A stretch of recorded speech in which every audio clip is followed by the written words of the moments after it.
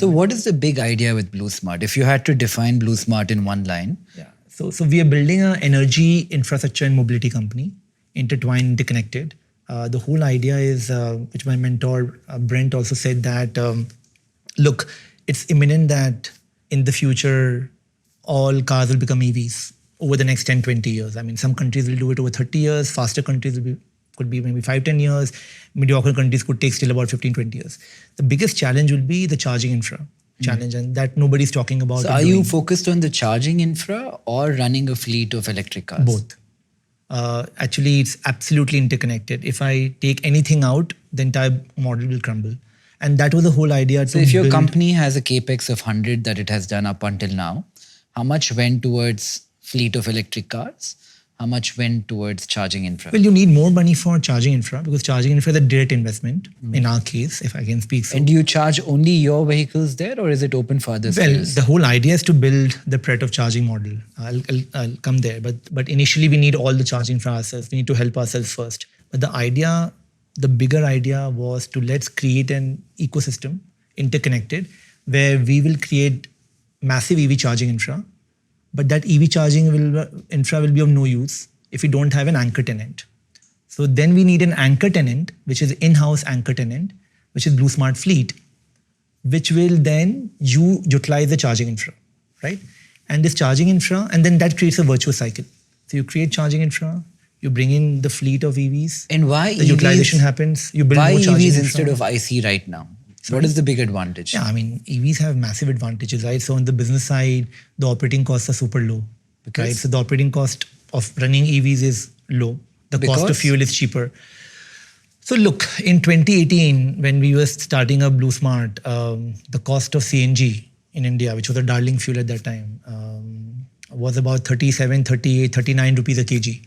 And that over 5 years went up to about 86 90 rupees, 95 rupees a kg. Now with government subsidies again come down between 80, 90 rupees a kg, depending on the city you live in.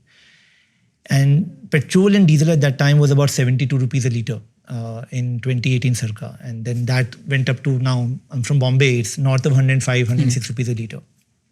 We always knew that this is a game of energy and this is not a game of mobility. And if you don't build in alphabetical order energy infra mobility company, I mean, it'll not make sense. So how much does it cost you today to ply 1 kilometer on your EV? What vehicle do you use?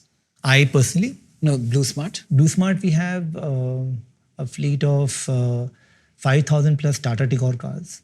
And how much does it cost you to go 1 kilometer in a Tata Tigor versus the equivalent model in IC? Maybe something Ola uses or Uber uses. Look, the operating cost could range between, and that I mean, I could speak for Blusmart and also for an individual, could range between a rupee 20 paise per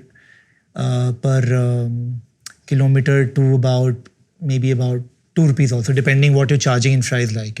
Say for example, I give you a rough math. And say I'll give you an example of MG car. So MG today, on a full charge gives you 300 plus kilometers. And if you have a green meter installed in your house with BST in Bombay. What is a green meter? I mean, it's a special meter that you need to take. Society will provide you a different meter, but they have a special system, a special tariff for EVs. So if you install... Is that true for me? If I have an electric car and I charge it here, I have to take a green meter? And you can. I don't know about the Karnataka... You actually haven't heard of green meters in Karnataka? In Karnataka. Yeah. You can. But you don't have to. About Karnataka. The rate is cheaper, right? So the rate for electric mobility may be $5. Yeah. And the rate for regular energy could be anywhere from $7-8, depending how much energy you're using. Listen, but for most individual owners, users, it probably will not justify the effort. Because but 2 rupees a kilometer is a lot, no? No. 2 rupees a kilowatt hour. 2 rupees a kilowatt hour. Yeah, sorry, kilowatt hours, yeah. And how much does that translate into per kilometer? How many kilometers do you get in a kilowatt hour of energy? You ride 1,000 kilometers in a month. You will spend 1,500 rupees using a regular meter. With a green meter, maybe you'll spend 600-700 rupees, I'm guessing. He's talking of a scooter. No, I'm talking about... just kilowatt hour. Electric car will give you around... Electric car will cost you 1 rupee per kilometer. You get probably 6 kilometers per kilowatt hour. Probably would be a good number. The range could be a Which 1 one to would be per 150 kilometer? paise per That's what I said. kilometer, basically, in short. So how much is it in IC versus EV today? I mean, today, On your CNG fleet? today is about 4 rupees, 4.5 rupees. The cost of CNG went up. It was earlier 2 rupees 75 paise now. Cost of CNG went up. Petrol, diesel today costs you about 8 rupees. And IC cost you 2 rupees.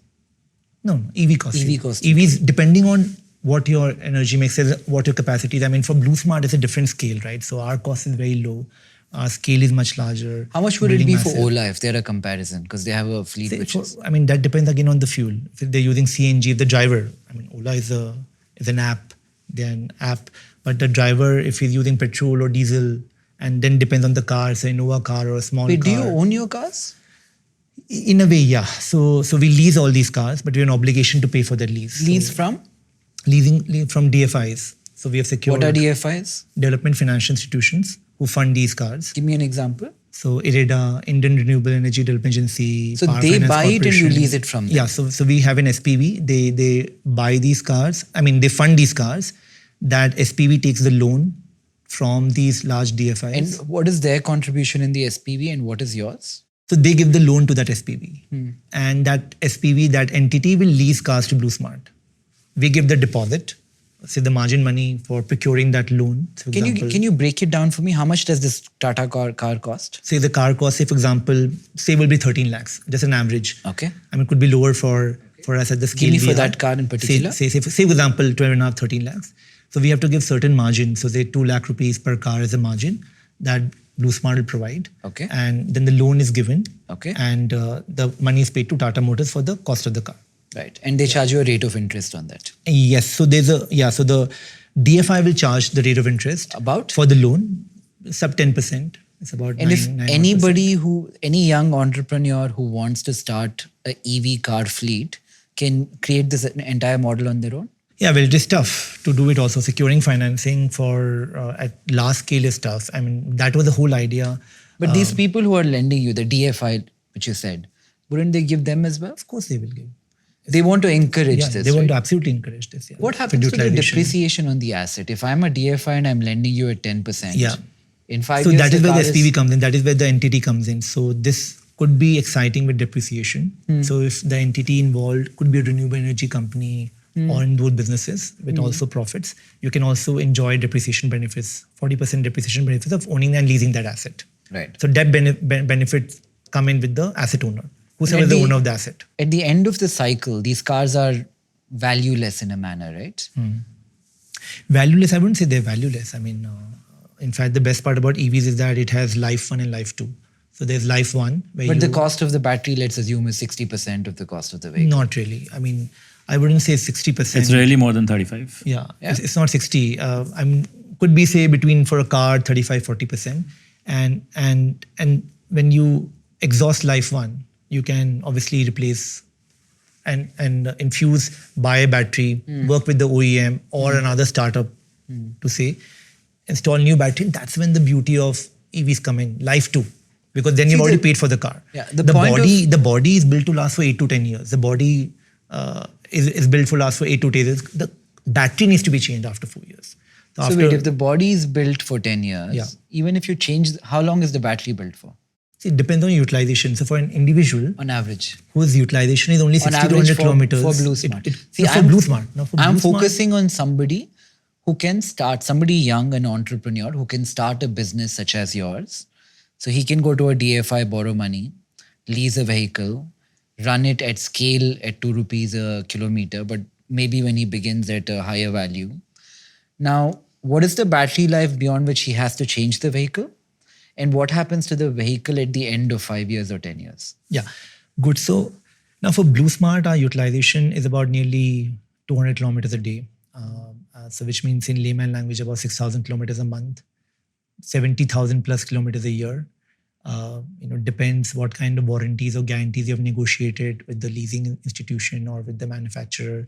Some will give you say 160,000 kilometers, some will 200, some maybe 250,000 kilometers. So it depends how much can you exhaust. We can utilize between 200 to 250,000 kilometers in 4 years, right? So which means the battery is done. So you do 2 cycles, 4 years each, 8 years, the body of the car is gone. Then you have to ditch That the again car. depends how you use your car.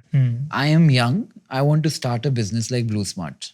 I'm trying to figure out which DFI do I go to, how to borrow money, how to create a SPV, how to lease cars, what efficiencies do I build in to run a business of aggregating electric car like a Uber or a Ola would do. Yeah, I mean, you could start small also. You may not need to go to DFI. You can go to probably smaller institutions who are funding cars. They are, probably platforms which are also leasing 100, 200, Is there a 400 cap cars. like a DFI will only do above a certain number? I mean, it's easier for them because the fact that they are DFI, they want to give larger loans or larger amounts. It's easier for them to process. But there are small institutions also who are funding 100, 200, 300, 400 cars. And I know few fleet aggregators who are also now buying EVs and deploying on the platforms of Uber or trying to start micro mini fleets for B2B purposes in cities, maybe one in Bangalore, could be in West Bengal, somewhere in Bombay also. So we have a very different mindset, Nikhil. So we believe that asset financing is key for us. I mean, both Anmol and myself, we have raised tons of financing for renewable energy projects. So we went back to the same institutions who funded us in the past. And we said that you've been supporting our renewable energy story. And now it's time for you to support our EV story. So, and how big has Blusmart gotten to today on the 5,000 fleet? What is the top line, bottom line? So we are nearly 440 crores around ARR. We're doing a revenue of close to 1.3 to 1.4 crores per day revenue. Good days, a little higher. Charging and the car put The together? ride-hailing revenue is about nearly 450 crores per ARR. The charging revenue is about 100 crores ARR today, but that's in-house. So we have Blusmart Mobility, which is a holdco, and then we have Blusmart Charge, Blusmart Fleet, and Blusmart Tech, which are 3 independent subsidiaries, but all reporting to the holdco. Blusmart Charge invests in the real estate, or probably leases the land, builds all the charging infra, operates all the charging infra. The Blusmart Fleet, SPV, leases electric cars, pays for the drivers, and runs all the paraphernalia on the ride-hailing business. Blusmart Tech, which owns the IP, the Blusmart app for consumers. And they all work together in tandem, where the charging company charges for the charging services which are used by the ride-hailing fleet. The fleet company's job is to bring in amounts of fleet. So we have secured financing for 20,000 cars as of now, right? Trying to secure financing for 40,000 cars. So, and are you able to, at this scale, do it profitably? Yeah. So the charging infra is today profitable because we had the in-house anchor tenant. So that was profitable. Ride-hailing is a network effect game. So we have to really go deep and wide. You really have to scale before you break even. What is the rate of growth right now? I mean, it's not massive because it takes a lot of time to build up charging infra. What is it? So we can probably add 1,000, 2,000 cars a month. Right. But we are not able to do that. We are only able to add 400 cars to 500 cars a month. So car financing is secured and adding cars is easy peasy, right? So you write a check, you get a car, the cars are ready, the manufacturer, OEMs in India can supply you cars. But again, I go back to my initial opening statement and say that this is not easy for somebody to do because adding cars is not what we want to do without availability of charging infra. Hi, I'm Nikhil Kamath. I'd love to know what you thought of the episode. Comment, like and subscribe, and thank you for watching.